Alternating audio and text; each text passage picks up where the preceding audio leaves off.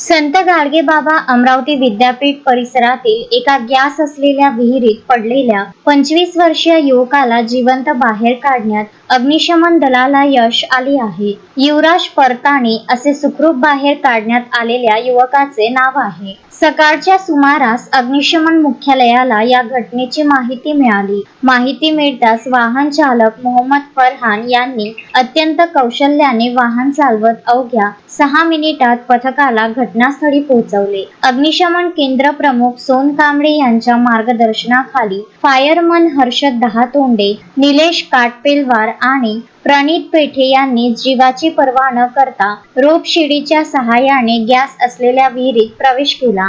अत्यंत शिटाफीने व धाडसाने युवराजला विहिरीबाहेर काढून त्याचे प्राण वाचवण्यात आले. अग्निशमन दलाच्या या थरारक आणि तत्पर बचाव कार्याबद्दल उपस्थित नागरिकांनी त्यांचे तोंड भरून कौतुक केले असून त्यांच्यावर अभिनंदनाचा वर्षाव होत आहे. शोएब खान, विदर्भ न्यूज, अमरावती.